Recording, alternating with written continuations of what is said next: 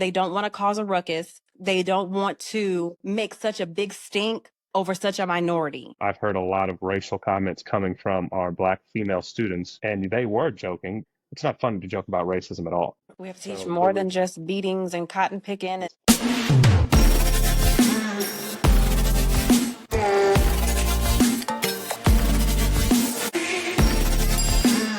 I'm your host, Leah. I'm your host, Jaleesa, and a few weeks ago, I updated my status on Facebook talking about my nephew, Leah's son, concerning a racial incident that happened at North St. Francis County Middle School.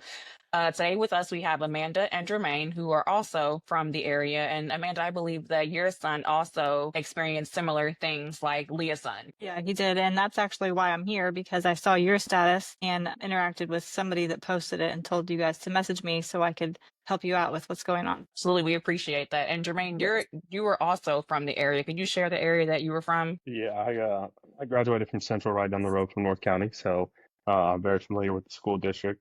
But a little bonus for you, I also worked at the North County Intermediate School District. 2020? Yes, from 18 to 2020 after COVID.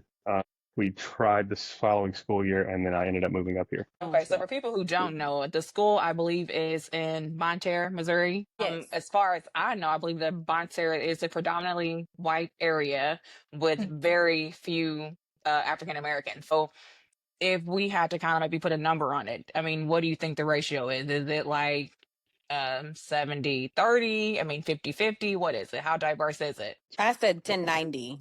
I was about to say 85-15 max. Yeah. So 85 Amanda- being predominantly white, 15 being, I mean, is it just not just African minorities? Americans? Okay. Yeah. I think it's Okay. predominantly white. Okay. Yeah. So about how big even is the school? Because I mean, isn't it broken up into like districts or something? So North County has 5 schools total. It's a pretty big area because there's so much rural property that gets put into the district itself. So there's a lot of students from the towns themselves, Bonne Terre and Deloge mixed together, and then all the outlying communities off all the little back roads and stuff like that. I think my son's graduating class had close to 300 students. And if you can recall, out of the 300, how many would you say were minority? I think he had one friend who was a minority. He was Hispanic, and he's been there since kindergarten. So he has a pretty large group of friends. And if you grouped all of them together, my son would have been the only Black or mixed. Yeah. Wow. So your son went there from kindergarten until he graduated? Yeah. Okay. So about, I guess, when do you think that the racism, I guess, I don't want to say started, but that it was brought to your attention with your son? Kindergarten was the first time ever. He was told by another student that he couldn't sit by him because he was Black.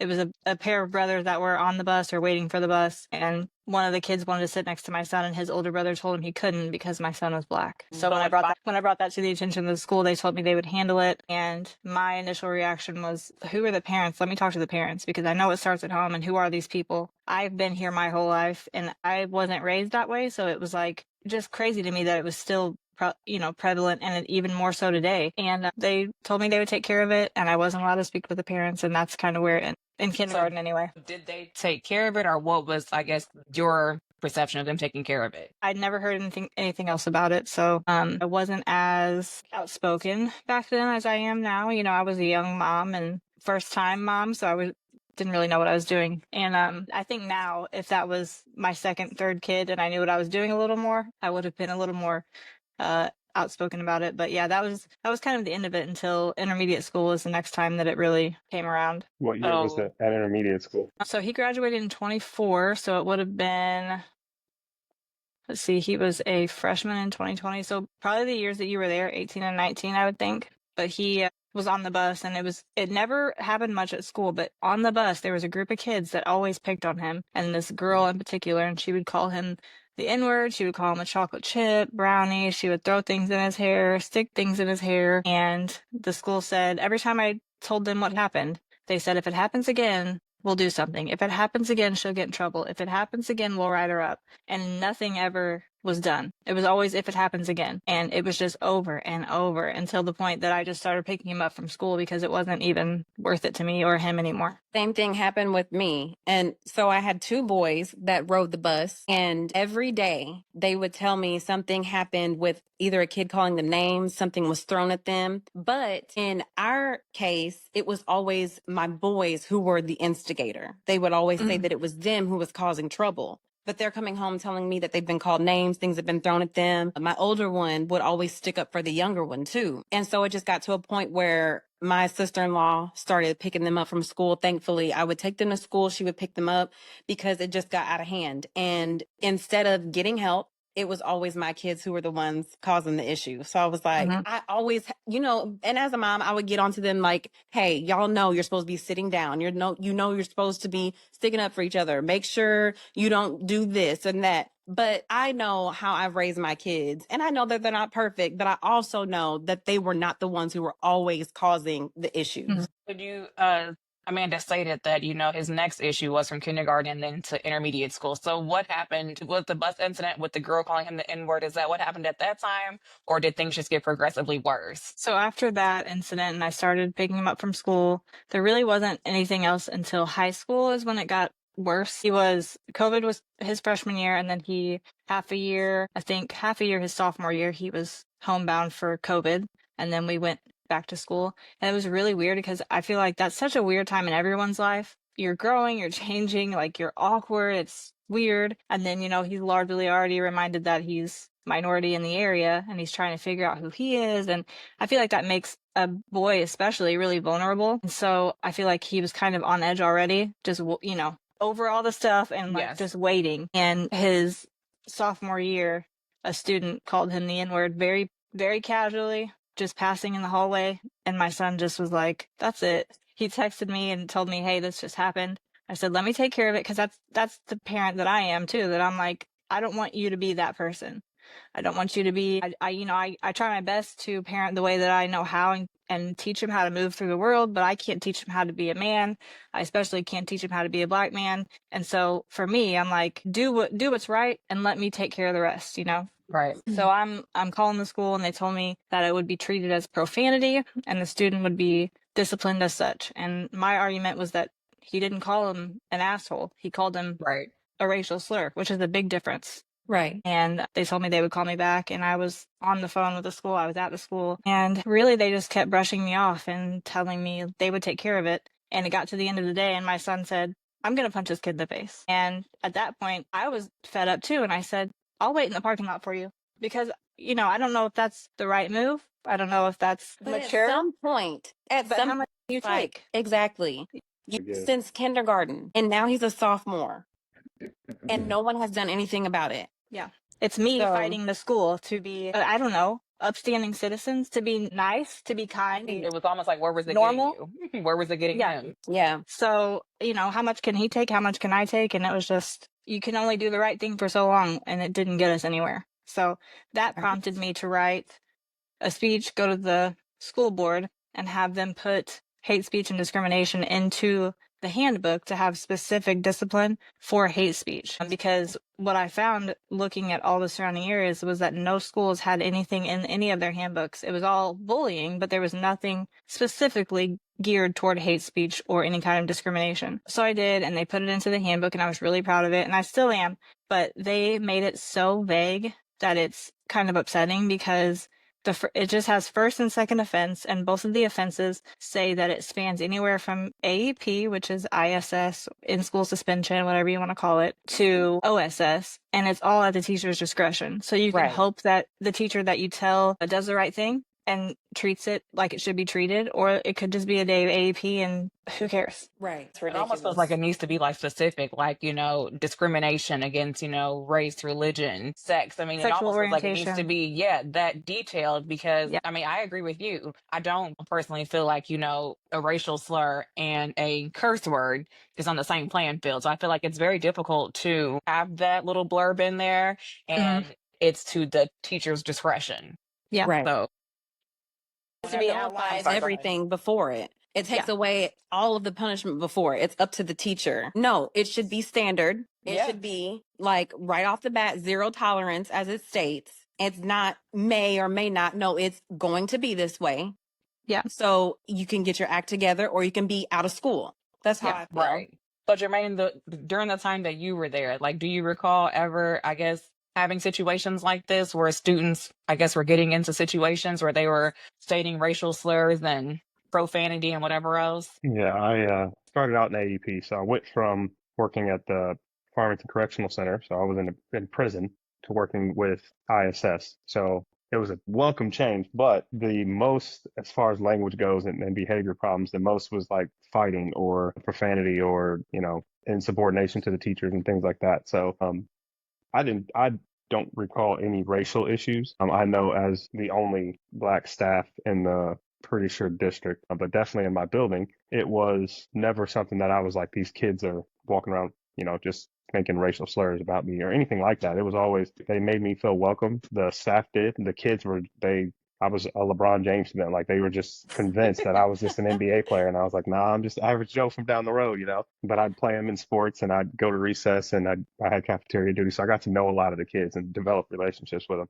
And I never since felt or had anything said or done to make me think that those kind of things were taking place, which is crazy because if I had your son at any point, whether I was in AEP or if I was in the classroom, because I also taught fifth grade science and social studies. So if I had your son in class, or even if he was in sixth grade while I was in the classroom, I should have come across, like that should have been brought to my attention. The administrators, while I was there, the principal, Mrs. Allen, was off the chain. She was a fantastic boss, and Dr. Mattingly was also. And then the principal eventually left. Dr. Mattingly took her spot, and then we had Mr. Naki come in, and he was the assistant principal. So I never had any issues with any of them. They were all straight shooters, and they never really had anything vague with me.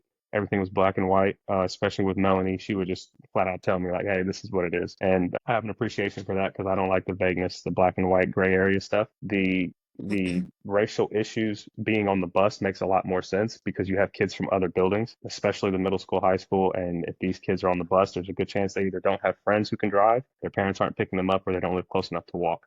So their upbringing and their environment that they're in is different. So their mindset's going to be different. So they might think it's either okay to say those things. They're taught that to hate people that don't look like them or to be disrespectful in that manner. And so it makes sense that most of the behavior problems in any district, I believe, is they are on the bus, in the cafeteria, on the playground, anywhere where you have a bunch of different groups of kids together and not a lot of supervision or not a lot of audio supervision. So I can yell something in the back of the bus to somebody 2 seats away and the bus driver might not hear it, which is unfortunate because what do you do when you got to bus all these kids home, get them home in a timely manner, and you got a bunch of kids being loud when these things are taking place? It's kind of short end of the stick for the bus driver, but it is unfortunate to hear that your son was let down, because that's what happened, that you were let down by whatever administrators or staff members did not take more serious action on it, because it's a serious thing. And we've spoken on a previous episode before on the severity of the N-word, the severity of racial discrimination in general. And I think that not being taken very serious really puts a damper, if you will, on my viewpoint of a district that I loved to work in. I absolutely loved working there, from the kids to the staff members. But knowing that was taking place, if that was taking place while I was there, it really just kind of rubs me the wrong way. So, but personally, to answer your question, I had to deal with anything there. And with Graysons Incident, this one anyway, because there's been multiple, it did happen in the cafeteria. There was also another instance that happened in the hallway in passing. And both instances, when I went to the principal, he told me that there is no audio, there is only video. And I was like, is that because of the law, or is it because of funding? Like, you don't have enough money to have audio? Yeah. And he said in the cafeteria, you couldn't really hear anyway because it's so loud. So I do think that it is an opportunist time for these kids. They're not supervised, like you said. They can just say whatever they want to say, and it can be lost in the noise. But Grayson was sitting at the lunch table, and all his friends were talking, or all these kids anyway, were talking, and he heard somebody say something behind him, and he said, "Bro, what?" And the little boy turned and looked at him and flat out said, the N-word to his face. And Grayson was like, "What are you talking about?" It just like kind of took Grayson by surprise. And he was like, "Mom, I was so confused. Like, I don't even know what happened." So then the boy goes, "Grayson, I'm so tired of you making everything about race." And Grayson was like, "I don't make everything about race." And then he proceeded to tell the boy all the instances that he and his friends made it about race. So Grayson said, you say N word for this, you say N for that, in this, go eat some fried chicken and watermelon, and just like different things that had been building up over time. And so Grayson said, this is what you say, but he was actually saying the N word. And then he finally said, stop calling me an effing N word. So the boys that he was talking to went to the principal and told on Grayson for using the N word multiple times and for using profanity. When Grayson was basically telling them, you say this all this time, stop saying it. And Grayson got in trouble for using the N word and for using profanity. And they assigned him 3 days of AEP. He got in trouble for repeating the N word and then saying the F word before he repeated the N words that were stated to him. Absolutely. Yep. That's what happened. And again, how old is he? he's 14. So he's at the middle school. Like Cam, like Amanda's son, he has been experiencing this since he came to North County. He went to Central in kindergarten, but first grade, he came to North County and he has had issues ever since. And I don't know how this flies under the radar. Like you said, it was a great place to work. And I'm not taking that from you. And I have come into contact with several teachers and administration. And I'm not saying that all of them have this mindset. That's not what I'm saying at all. But what I'm confused about is how is this happening repeatedly over the course of a child's entire school experience and nobody is doing anything about it. It's because it doesn't pertain to them. It doesn't apply to them. It's not their daughter. It's not their sister, brother, cousin. It doesn't matter to them. That's how it feels to me. It almost makes me wonder if, and I can appreciate you experiencing a great time during employment there, but it almost makes me wonder if A, it wasn't happening whenever you were employed there, or B, did they keep it from you so that it would not be an issue? Because in my mind, you would obviously be a whistleblower to the situation that's happening. And like you stated, Leah, if it doesn't concern them, if it doesn't affect them, if it doesn't bother them, if it does not offend them, then I'm just like, exactly. So if it were a situation and they had a Black faculty member at the time, it would almost be like, let's not bring it to him, because who wouldn't make it an issue? Because it's offensive. Yeah. Yeah, I understand that. I don't know, especially Melanie and Mattingly. I don't know Mr. Naki as well, but the time that I got to, get to know him, he was a straight shooter. He took no bull from nobody. It didn't matter what it was about. It was like, this is that, and you're going to do it. You don't want to do it, get out. It wasn't so I don't know as well as I know Melanie and Jessica, but I don't see them doing that. One, we definitely shared a commonality in our faith and what we believe, and we discuss those things often. And so I couldn't see them concealing something from me, especially whenever I had the ability to help as the only Black faculty in the district.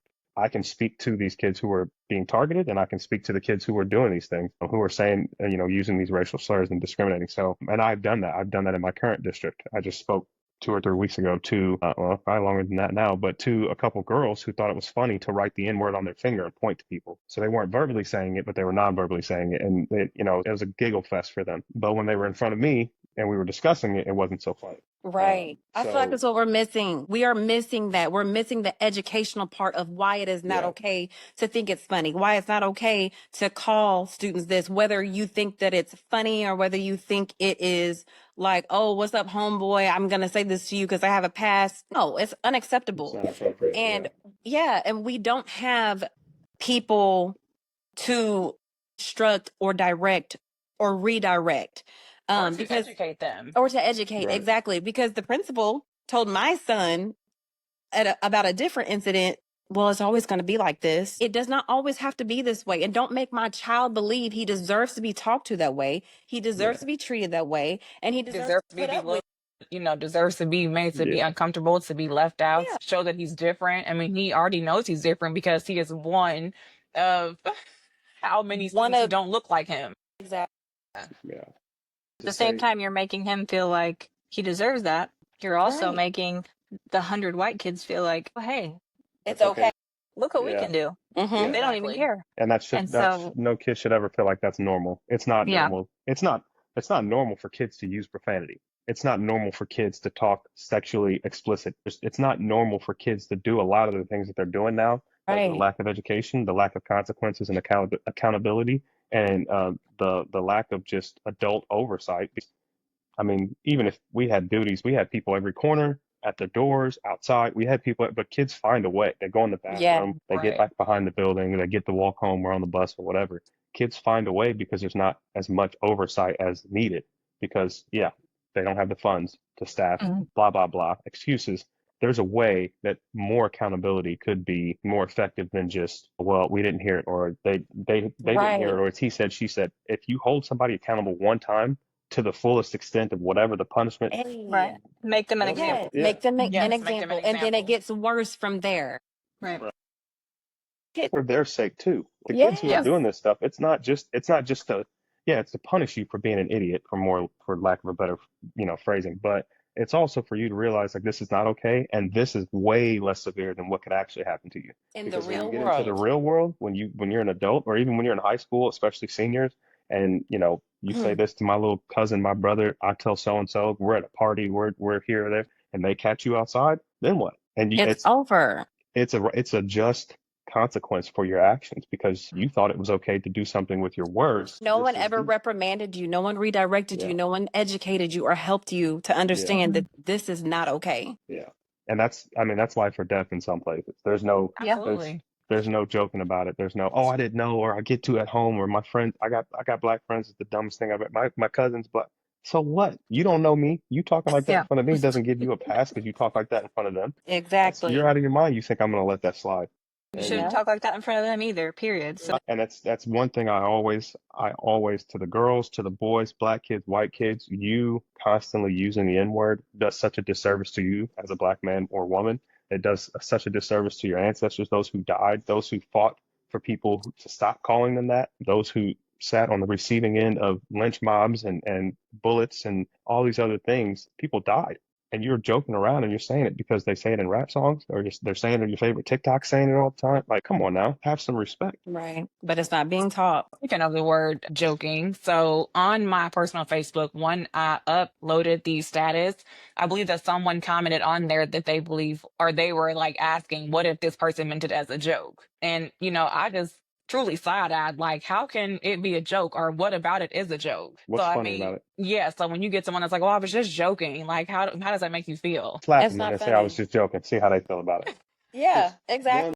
one good time across the back of the hand. Just I was just joking. Did But that see, did that that's hurt any another less? thing. Like they draw the line with physical and verbal as well. So another instance, Grayson has learned from it. He stood up for himself physically. And I am trying to raise upstanding young men. I want them to understand that they can't do certain things. They can't say certain things.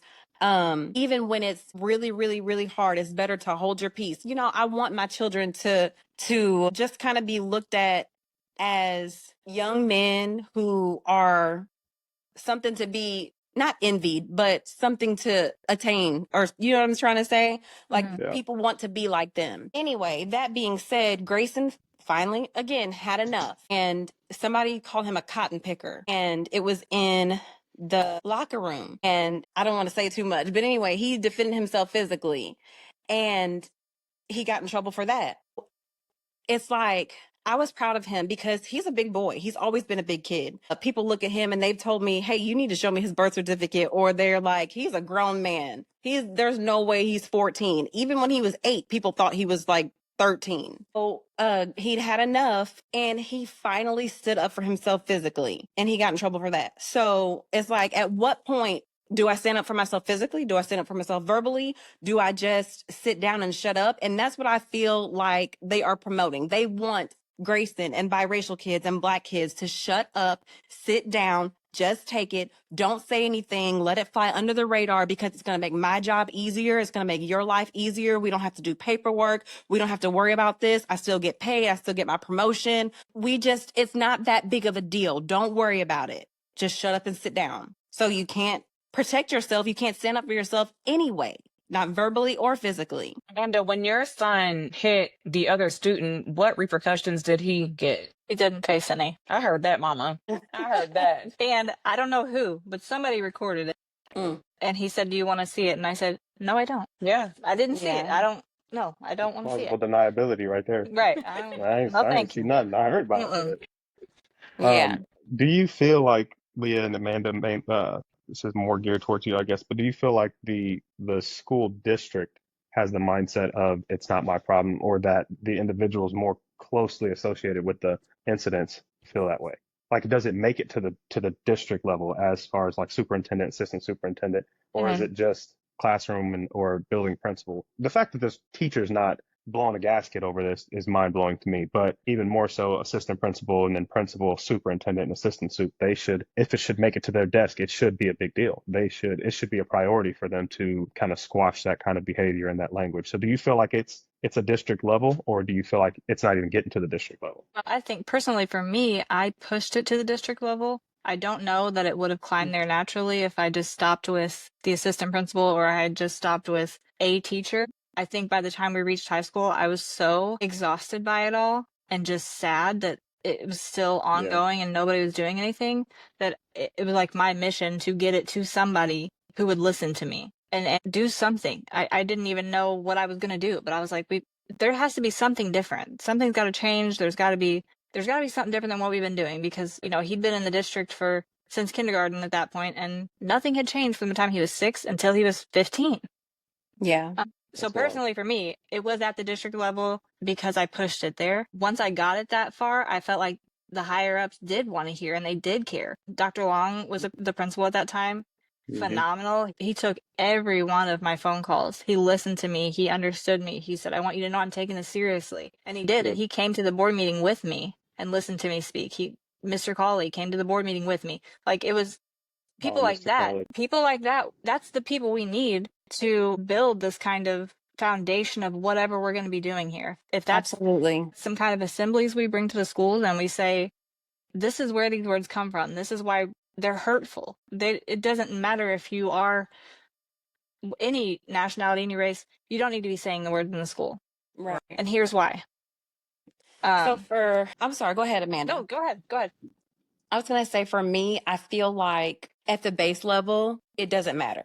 For Amanda to have to push it herself to get this type of hate speech addressed says enough in itself. Like this mom Agree. whose son has been going through this since kindergarten and he's 15 and she had to do this herself is very telling. I don't think the teachers, so I'll say this. I'm not speaking for all the teachers. Grayson has 2 teachers that he told me that he's comfortable with talking about this. And that's just this year. And he's been in this school since first grade. Now he's in 8th grade, about to go into high school. So only 2 teachers. I feel like they don't want to cause a ruckus. They don't want to make such a big stink over such a minority. Again, we've said that it's not a very diverse school. Grayson is one of maybe 3 biracial children or Black kids, maybe 4 in his entire class. And I think that if they were to bring light to the situation, if they were to implement automatic out of school suspension, they would lose money. I feel like it would be such a huge light shed on all of the racism that's going on.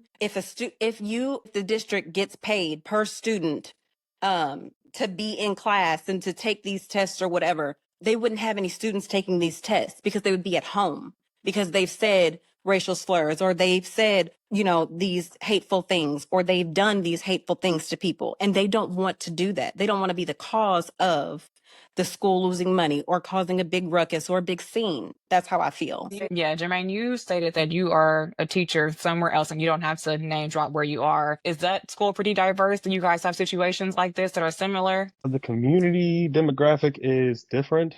I don't care to name drop. So I live in Southeast Iowa, so I'm right off the river, 15 minutes from crossing into Illinois, 10 from crossing into Missouri. Like you can't get any closer to either state without being in them. So we got a lot of kids coming from Chicago, a lot of kids coming from up north in Iowa, coming down to this area. And then there's nothing between the Northeast Missouri and St. Louis. So there's no diversity, I'll say, between there.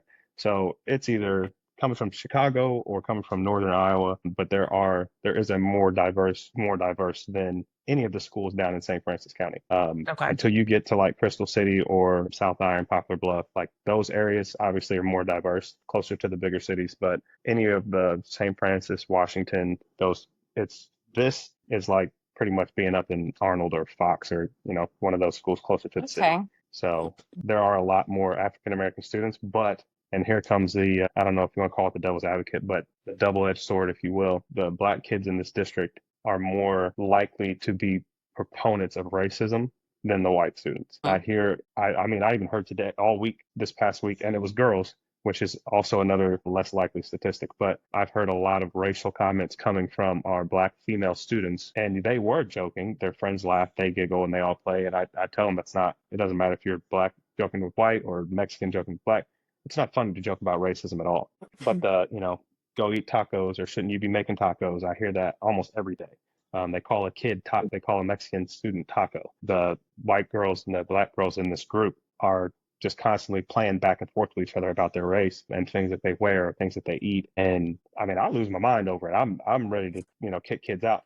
But because they're joking around their friends, and it's not it doesn't make it to a disciplinary level. It's like, hey, sit in here, don't do that anymore, but they're friends. So as soon as they get out of whatever trouble they're in, they're back to doing it again. So it's not like much is being done about it. But the black students, the N-word pass. I know Juneteenth is coming up. The foolishness that I saw last year on Juneteenth was absolutely mind blowing. I had white, again, female students were bowing down to black students, male and female. And they carried one of the female students, like carried her from the locker room to the gym. They were tying her shoe, getting her water, and then putting it up to her mouth for her to take drinks. And some of them even recorded TikToks over it. So again, where's the education? Why would you do that? Yeah, I say all that to say that there's no one telling these kids like that's not okay. It's not okay for a laugh. It's not okay if your friend thinks it's fine or is not offended by it. There's no one telling them, as far as I know, outside of me, that this kind of stuff can get really bad for you. This kind of stuff can land you in a bad place. This kind of stuff could be offending your other peers who aren't part of your inner circle, who's hearing and seeing these things. That's more diverse. As much as this demographic is more diverse than there are still a lot of the same issues here. And I do know my administrators don't play that. There's no room for any of the foolishness from either side in any direction. If it makes it to them, the administrators will deal with it, but it's got to get to them. And there's so much joking around that it doesn't get taken as serious as it should, unfortunately. Well, I don't care what color you are either. I don't care if you are black, brown, yellow. You shouldn't be talking to anybody in a derogatory manner or joking or hee-hawing about their race. There's so many other things to laugh about. Right. There's so many other things to talk about. And like with the whole Juneteenth fiasco, like what? And I think so many people get confused. They're just not educated. Like no one's asking you to bow down to black people. No one's asking you to worship black people. That's not what it is. But there are people who are saying you have to. I want my reparations. Like I don't want nothing from you. Everything I got by the grace of God. I got everything that I have. I have everything that I own. So I don't want you trying to give me a handout. So, oh, look what I did to say I'm sorry, and now you have. I'm nobody's handout or charity case. I've had a lot of people influence my life by just being there, being supportive, and in some cases financially. As an athlete who didn't come from much, I had a lot of people pour into me, support me with shoes and paying for my meals on trips or things like that. But to get where I am today was not because somebody was like, well, here's a handout. I'm going to spoon, because you're black and you're underput. It drives me insane that people think that as black people, we need someone to say, oh, we're sorry for slavery. Here's this handout. I don't want the white guilt or anything like that. No. No, I'm a human, you're a human. We're going to treat each other the same. And the expectations I have for you, you should automatically have for me because I'm another human being. Regardless of our history and our past, my blackness does not change. My skin will be brown until I die. I'm not asking you to ignore it. You should not be colorblind. You should definitely recognize, he is a black man. And I will at times face things that you don't have to face or you don't have to understand or recognize. Nonetheless, you don't judge me based on my skin color. That's one of Dr. King's most famous quotes. Not by the color of their skin, but the content of their character. Content of their character. So if you don't know my character, then how are you going to say I need to do this for you, or you should do this, or you should think this way? You don't know me, then you should treat me like your white counterparts that you don't know. And we should go from there until you know my character. Then make your judgments. Yes, absolutely. Like you said, that education it's not really present in, I don't think, our education system. It's more about, well, you're just disadvantaged. Well, people are disadvantaged all the time and they come out on top. So I don't really want to hear that. But Well, even in Black History, when my son was in school and they were teaching, and it's not a Black History class, it's history, and then there's a tiny little portion on Black Black History in the history month is of history. February, but it's so centered around slavery. And Yes. look what these poor people went through. Look what happened to So them. all the negativity.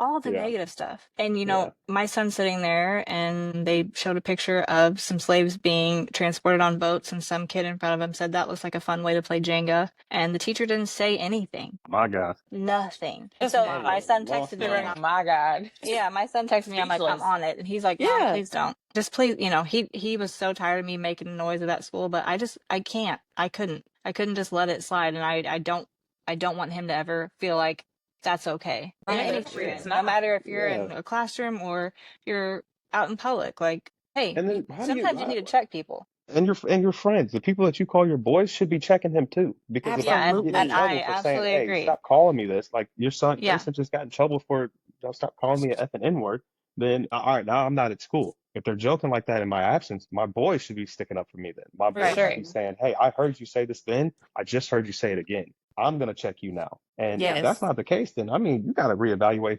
who's in your circle. Silence is so deafening. And in Yeah, this it's instance that has happened, you know, there's been many other instances, but in this instance, the silence is so loud. And that's why I have tried to tell my boys so many times, you cannot call everybody your friend. As an absolutely adult, not. I have 2 friends, and that's not including my sisters. And it's because, again, if it doesn't pertain to them, if it's going to cause a big stink, if it is something that's not going to Inconveniencing. look good, inconveniencing, I really don't have to deal with that. So, I mean, you're on your own. That is what it has been.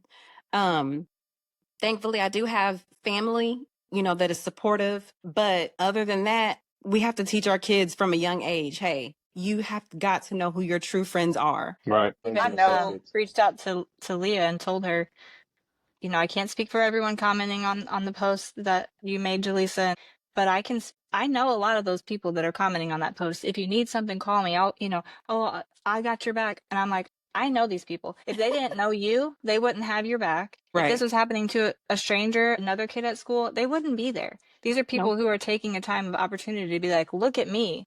Look at what Mhm. I'm doing. Right. I'm helping. But in real life, not really. I know, Amanda, for you, it doesn't really matter at this time because your son has graduated, and I use this word lightly. But Leah, what does retribution look like for you, you know, concerning the situation with Grayson? So I don't really know that retribution is what I want. I want reform. Okay. I want there to be education. I want there to be, from the disciplinary to the education, there needs to be just an overhaul of everything. People need to understand the weight of their words. People need to understand, like, even in like the teachers bringing cotton to school and having your students pass it around for Black History Month just so they can feel how cotton felt for the slaves.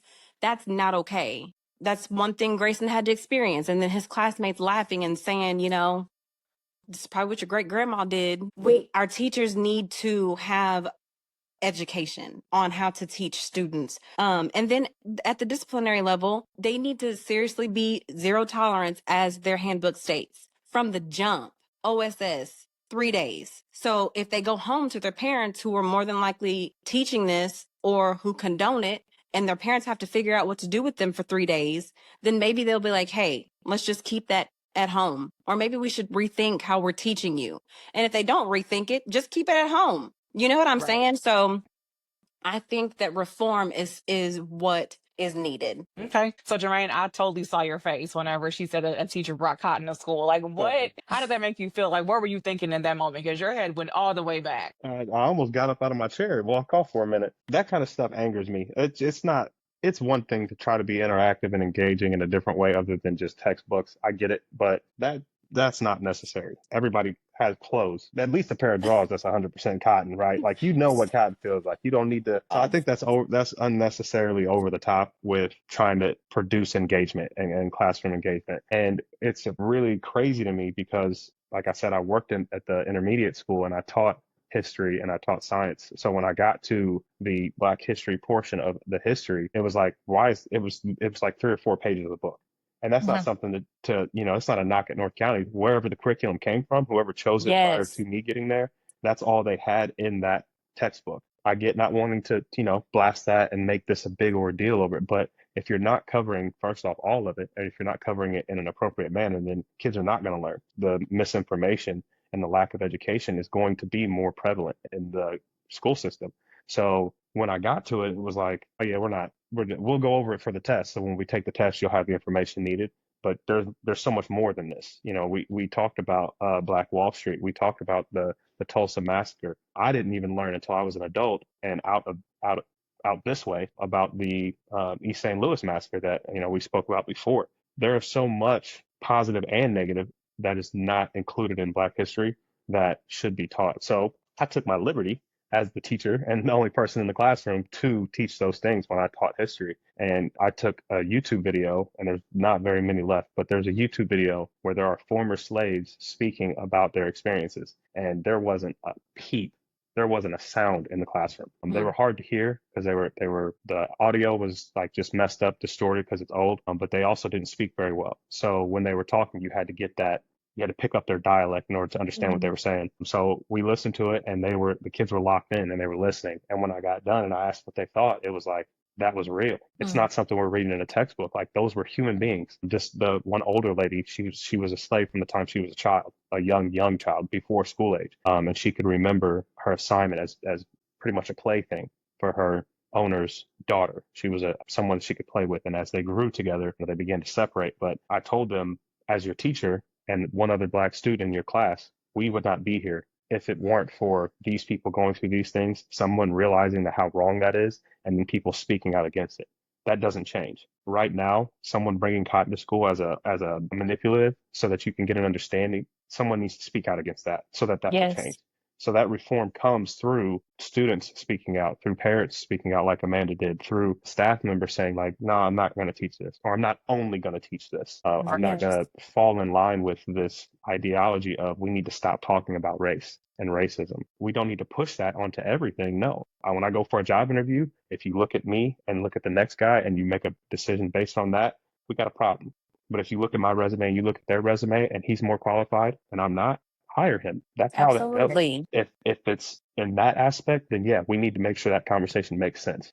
But when it comes to educating children, because they're the future, they need to know the history, because those who don't know their history are doomed to repeat it, right? So unless you want to get back into a situation where we have people being treated less than because of the color of their skin or whatever, then those things have to be taught, and they have to be taught in their entirety. We have to teach more than just beatings and cotton picking. Success. Yes. Show the growth, show the change that was brought forth, not just from the rebellion of Nat Turner or all the main key figures. Everybody knows who Rosa Parks and Harriet Tubman are, but they don't know who Frederick Douglass and all these other people are. Or if they do, it's because they had a little more advanced teaching. So, or they learned it themselves. And there's things that I learned myself, and not even having to look very hard.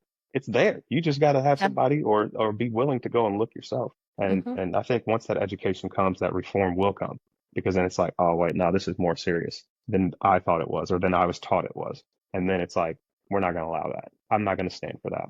Because if a teacher brought some cotton to school when I was in school, and y'all know where we went to school, I can tell you 100%, my mom would have came and she would have acted all kinds of fools. Like, there would have been a news report. It would have been bad. Grayson did not even tell me this until like years after.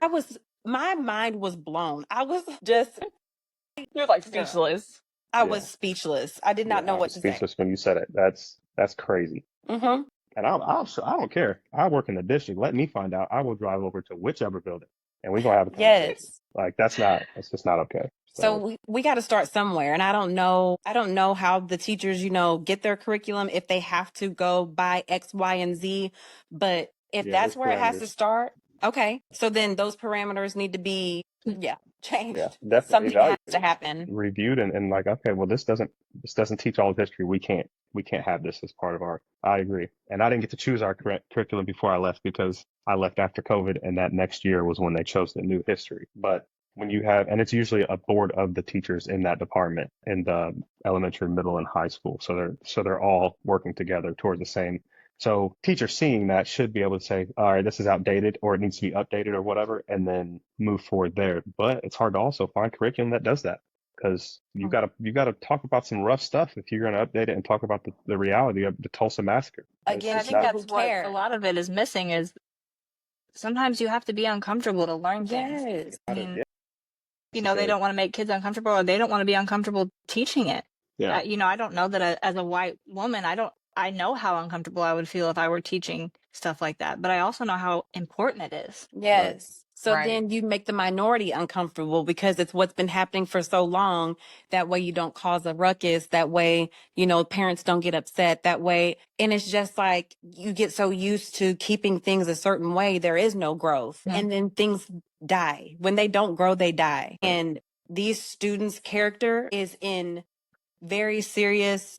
Their character is dying. Their empathy is dying, their sympathy, everything is dying because people aren't taking the time out to make changes where they really matter.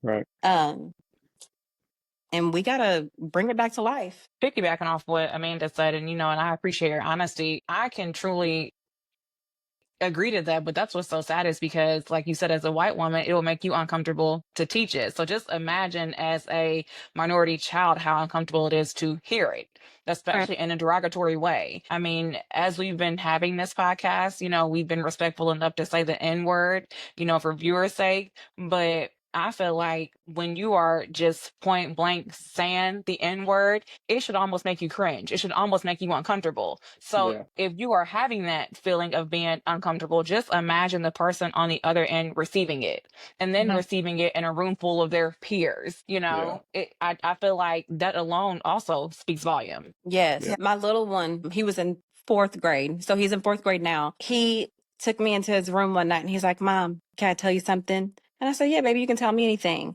He said, "My teacher, she kept reading the word Negro. She just kept saying it over and over again." And that made him feel some type of way. He didn't like it. It was embarrassing to him. And another instance when he was in 3rd grade, some boys told him, "I'm going to kill you and your black family." And that student had to write him an apology letter. So it's not like it wasn't known, but it's like all of these things that are happening to the minority are just being swept under the rug because people are uncomfortable. But like you were saying, Jaleesa, as uncomfortable as it is for you to address it, how much more uncomfortable is it to experience it? And because Right. people aren't experiencing it, it's not that big of a deal to them. They don't care to rehaul the curriculum. They don't care to, put a student in OSS for 3 days because it's not directly impacting them. And we have to get our empathy together. We have to get our, character building together. We have to do something because it's not just my kids that are going through this. Right. This is widespread. This is Cam. This is Grayson. This is Trey. This is all these other people who have gotten into my inbox, your inbox, saying, that their daughter's hair was cut out, that they've been called the N-word, that things have been thrown at them because they think it's okay. No one's addressing this. We got to do something. And speaking to how young your younger one is, my middle daughter's in 5th grade right now, and I don't believe there's any diversity in her class at all. I think it's all white students. And there was one specific student who from the beginning of the year was saying racial slurs, writing down the names of school shooters, looking up inappropriate images on his Chromebook, and it was over and over. And every time he would say something racially targeting, my daughter would say, "Hey, that's not okay," and she would go tell the teacher because my kids are raised that way. You stand up for people who are not there. Be a voice for people. And, at 10 years old, 11 years old, she's doing that. And she had to keep going to the teacher so much that the teacher said, why are you telling me? Because I don't know if it's because she felt like no one was impacted because it's a classroom full of white kids. I don't know if she just didn't think there should be anything done. But pretty much every time the student got reprimanded, it was a day of AEP each time. And so I said, just, you're doing the right thing. I know it doesn't feel like it, but you're doing the right thing. And it took him 17 write-ups to get to, he's in, I don't remember what they call it, like the behavioral school. Alternative school. Mm-hmm. Yeah, it took him 17 write-ups. 17 is too many. 17 is 16 too many for me. Yes. To be absolutely. doing things like that at a young age, at the age of 10. And when I talked to the school, she said, well, he's got a bad home life, and I can't fault him for that. That's not his fault. Right. But it's also your responsibility in your building to see what happens with these kids and make sure they're reprimanded for it. Provide safety The disconnect for all. Yeah. Right. That's crazy. I just talked literally yesterday, actually, eighth grade teacher. We have our staff meetings on Wednesdays, a half days, and an eighth grade teacher is reading a text where they use the word Negro repeatedly. And she was like, I'm going to ask you a question. She's always joking around, so I didn't think she was serious. So I'm like, all right, what? But she's like, no, it really is serious. How should we handle reading it? Like, is it a student said, do I read that? Because they got to it and stopped in the middle of reading out loud and then asked the teacher, do I read that? And I was like, that's a great question. And nobody's It ever asked is. that before. And then me personally, I think anytime we're reading text, if we're reading the text, there's nothing to feel like you are doing something wrong in reading it. Right. If you're uncomfortable reading it, then don't read it. But the discomfort that your son felt whenever he heard it doesn't change whether it's read or not. He has to read the book, right? He's going to come across it. It's in the book. He's going to feel uncomfortable. And we should, because Yes. Negro in Latin America is literally a word for black. It's not Mhm. a derogatory. It's not, it's not anything wrong. And that's just how they get the term black, or they say the word black in their language. But when it was used in as a descriptive term during the civil rights era and slavery and things like that, that's part of our history. So when you're reading texts that include that word, I told her, read it. If you're reading it, you don't have to pause. You don't have to stumble and stutter. Just read the text. And if the kids say, well, should you say that, or why are you saying that? Explain that this is history. This is part of, the curriculum, part of the tech, whatever. We read Tom Sawyer and Huck Finn. We read To Kill a Mockingbird. All these books that were made into movies, and you can see the setting was in a time where this was what was appropriate, or this is what was accepted, right or wrong. This was what was going on there. So when you read those things, it's like, yeah, now let's talk about why you feel uncomfortable about that. Or let's talk about why our black students feel uncomfortable about that. That kind of that kind of discussion generates education and then reform, like you said. So if we had Yes. that, then if we had people who would be We okay had with it. asking that or saying that, then Yeah. it's more likely you're going to see change. And my other aside is there has to be, and I know I'm the only male on the podcast, but there has to be a stepping out of the fathers. There has to be a stepping up of men in the education system as teachers, as administrators, but also it's one thing, and I know hell hath no fury like a woman scorned. So I'm sure they did not want to deal with you very many more times, Amanda, but it's one thing to deal with a woman than it is to deal with a man. And if a man comes to a school system saying, my son said this happened this many times, it's not going to happen again, that's going to be received differently. For whatever Mhm. reason, the dynamic there, it's going to be received differently. And as a father, I know if my little girl came up to me and told me that somebody said something crazy to her, which we had an instance last month at the park, and I almost went back to the park. We were on our way home, and I was about to turn the car around.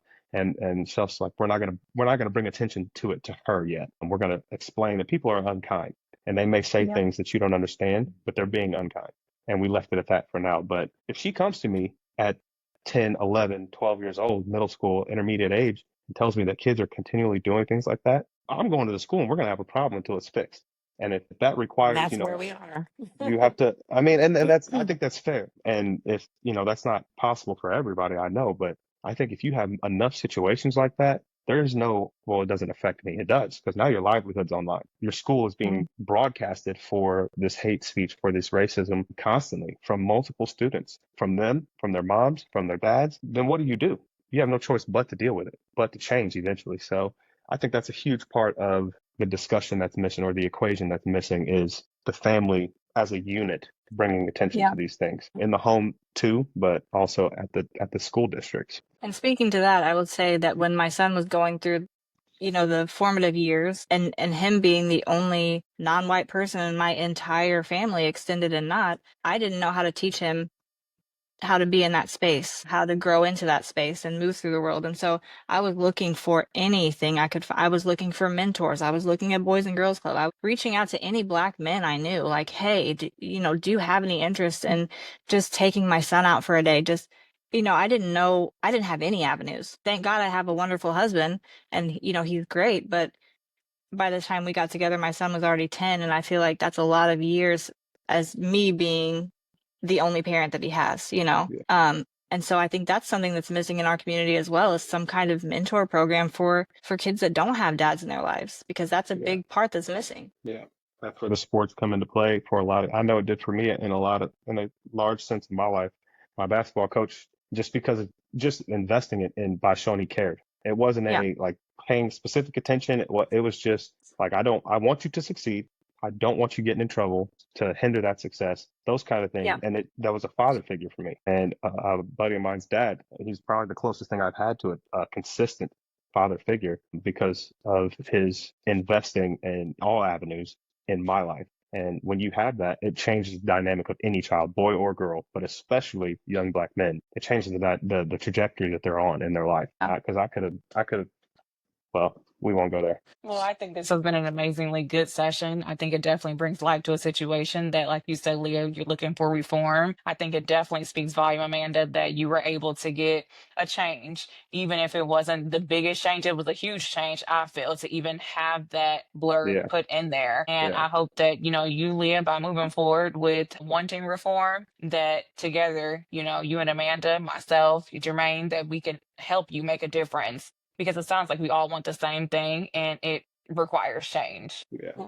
And I also think one more thing, portion of that would be members of the black community getting into education in the white communities. Yes. Not just because of the benefits of the area being typically more financially attractive. The communities in the cities where you have to teach in an inner city school, you have to commute, you got to deal with traffic, you got to deal with potential gang violence, potential violence of any sort in inner city areas. I get that. So it's more appealing to look to the counties or to the farther out. But to go into a school system so that my black students see people that look like them from kindergarten on Exactly. will change that kid's life. From my Yes. kids who are hearing hate at home, who are white or non-black students, see someone that looks different from them and see this person acts just like my favorite white teacher. This person is Yeah. just as awesome of a basketball coach as I see this guy on TV. Those are things that make a big difference just by presence. But we have to have members of our community going into other communities for the workplace, for mentor programs, for whatever it may be, for other jobs even. But the depiction of the black community to the world is rap, sports, and violence. So if kids aren't seeing education, doctors, lawyers, they're not seeing those things, then what are they going to expect when they get around black students? So, well, you do this, you do this. Social media is a big proponent of that. But if seeing me helps you realize that social media it's not the real world, it's not real life, then that's already done something for you. And I think we got to be more open and seek after opportunities like that more often. And that would be a huge part of the reform. Yeah. Yep. Yep. Yeah. That's necessary. Well, thank you so much, Amanda and Jermaine, for taking the time out to join myself and Leah. I know we both appreciate it. Thank you all for being involved on Let's Talk About It with Leah and Jaleesa. And we hope to see you guys again in the near future. Thank you. Thanks for having us. No problem.